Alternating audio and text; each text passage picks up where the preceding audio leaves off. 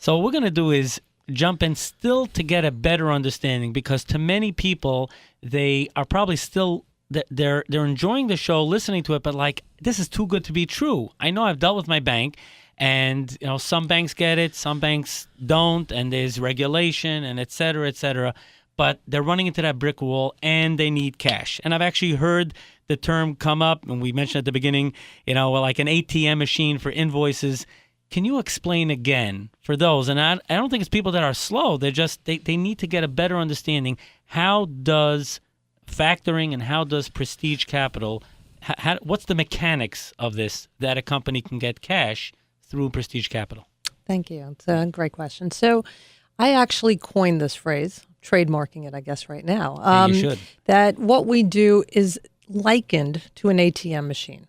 That when you need money from a bank, you put your card in, it says, do you want $60 to be withdrawn? You say, sure. It says it's going to charge you $3 because it's not your bank. And you say, do I want to pay $3 to get my $60? Right. That's a good point. And you say, yes. Okay. So what is an ATM machine for invoices? A company needs cash flow. They cannot get money from a bank, or they can't get enough money from a bank. They can't get equity at whatever it may be. Their bank is kicking them out. They put their invoices through our machine, so to speak, and we give them cash.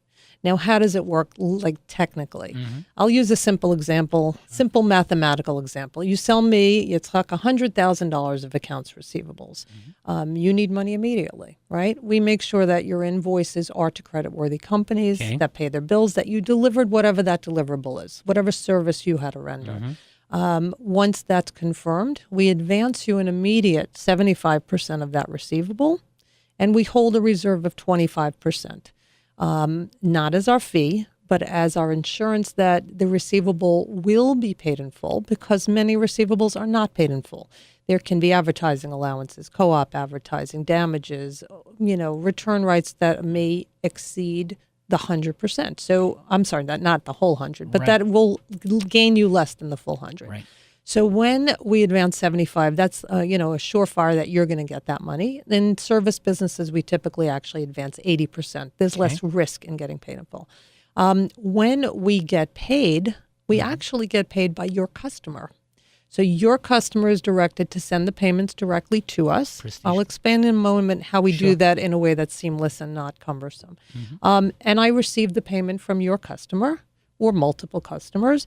And then if they did, in fact, pay in full, I owe you that full 25% or 20% reserve minus my fee. Right. Okay. My fee is a compilation of the money that I've given you, of the credit protection against bankruptcy of your customer, and the back office work that we provide. And I would say one of the most important things we provide is credit information on the customer you are going to sell to, or you have sold to, or you're thinking you would like to sell to. That's a great point. You don't get a second chance to get paid when you have made the mistake of selling to somebody who has terrible credit and who doesn't pay their bills. I have literally got companies call me that say, I have $1 million order from such and such company. I want you to finance it. And our credit department goes back and credit checks them, and their high credit is $25,000. And you would have sold them $1 million worth of product, and good luck getting paid on that. So we don't look at that. Now, to go back to the way the fee comes out, so we charge range of fees depending on the volume. We price on volume. So the discount might be 1.5%, 2.5%. It can be all over depending on the volume and so forth, and the length of time the invoice is out. But we take that discount out of the back end of the money that we owe you. So, for example, if my fee was 2% and I owed you $25,000, I would take the $2,000 as my fee. You'd get back $23,000. So essentially, it would have cost you $2,000 to have access to $80,000 if you were in the service business. Now, I'm just going to ask an obvious question. As a business owner in business for 26 years, it sounds like that this service is even fantastic if I didn't need the cash, because you provide such great value in terms of the credit check on companies and so many other checks and balances that an average small or medium-sized business is not going through those procedures. Absolutely. I have to tell you that one of my longest standing clients was with me 12 years. He was a security guard company. And he realized that by using us, not only to do the credit, checks, but we also do the collections. Right. of the receivables, Right. that he could get rid of the bookkeeper in his office who, didn't always show up, and he had to pay her salary and, his insurance and health insurance and so on. And if you use us in a smart way, we are your partner. We're that silent partner in the back who not only is helping you, but I have to say the advice that we give our clients, we've combined 35 years of experience. All of us are tenured. All of us really know what we're doing. And if I could teach you something that you didn't know before, I got a deal the other day. Here's an interesting example of a company that sells a product, a consumer product. She wanted me to finance her product. And I said, do you have a purchase order? And she says, I won't get the purchase order until right before I ship, but I need to buy the product now. I said, that's not a purchase order. Why would you buy product? I don't care if it's for a big store, big retailer, because you're buying something that may not get sold. They may not give it to you. I said, there's nobody I know in my industry that's financing that. Right. And she really appreciated that I told her that. And I said, if you go back to that retailer, maybe with this knowledge, maybe they'll change it, because they're probably pulling the wool over your eyes because they think they could take advantage of a young entrepreneur. She was too new to understand what she was Exactly. And then I went back to the banker that sent it to me and I said, I really like this company. I hope she can survive, Right. So that's something I wanted to touch on are some of the perks that your clients benefit from Prestige Capital, and we listed some. Are there any others that come to mind? But those are biggies: collection, creditworthiness. Any others that come to mind? That we connect our clients to one another. That's nice. Okay. That's very valuable. If I have a client who I think really is in a similar industry, or they can partner, or maybe one is being sold and one wants to buy them, that could be another thing to look at. You could be involved in that. We can be involved in that. We also connect our clients to our partners. So, for example, we finance accounts receivables, but many companies need financing of their other assets, their real estate, their machinery and equipment, their inventory, their purchase orders. We have very, very strong partnerships with lenders and other, that finance other assets. And we oftentimes come together and fund them as a group where each one has a lien, which is a legal term, on their asset that they're financing. So, we can come together in a week or 2 weeks and give them way more money than they may be able to get somewhere else. Just a quick question. For many, this is going to seem obvious, but why is it so important for a company to have immediate access to cash flow?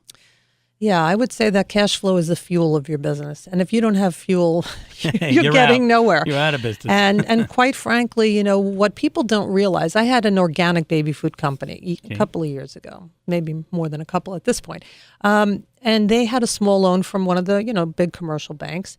And they said to the banker, your money is good just kind of to get us started, but we want to go to the trade show, and when Whole Foods walks down the aisle and wants to give us a big order, we're not going to be able to fill it because we have 15-day terms with our supplier, and they won't pay us for 45 days, Whole Foods. So we can't make our arms stretch that big. And the banker who knew me well said, speak to Rachel.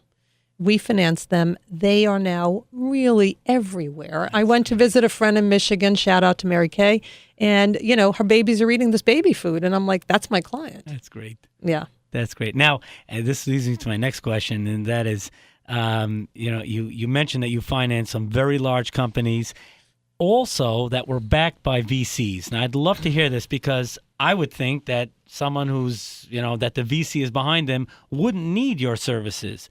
Apparently, I'm wrong. Can you? You're never wrong. But thank you. Maybe misinformed. Never wrong. But please explain that. I'm sure there are many people that have the same question. Yeah.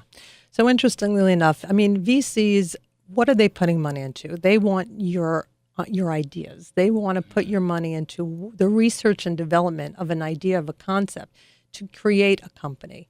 They'll put money into the marketing of that idea. The trade show you may go to, the whatever it is to get the company going. But they are not paying your payroll. They're not paying your light bill. They're not paying your carpet being cleaned. Day-to-day expenses. Day-to-day expenses are not interesting. It's not exciting to them. It's not what they're looking for. So I get many deals that are referred to me, and more these days, quite frankly, that are backed by large VC companies, especially in the tech world. We just got a deal, a robotics company, and one of the biggest names you would know that that's great. a VC firm, and they are using our money. That's great. Yeah. Now, you also mentioned that you can help companies that obtain large purchase orders. You gave an example of that. Explain how actually do you help them? Okay, so again, it's all about the partnership. When a company gets a large purchase order, I always say to my bankers, don't ask questions, put me in touch with them. I don't want them to try to explain it because it's Right. not that They'll botch it, complicated. but they may botch it. It's a story. And quite frankly, after explaining how does purchase order financing and factoring work as partners, a couple of years ago, we put an animation video on our website that explains that. So I encourage you to go to the website and look at the animation video. PrestigeCapital.com. There is also an animation video on the website about factoring. So both of them are on there. And so the way purchase order financing and factoring works is, let's just say you got this order for $1 million for your baby food, and you don't have any money to buy this product.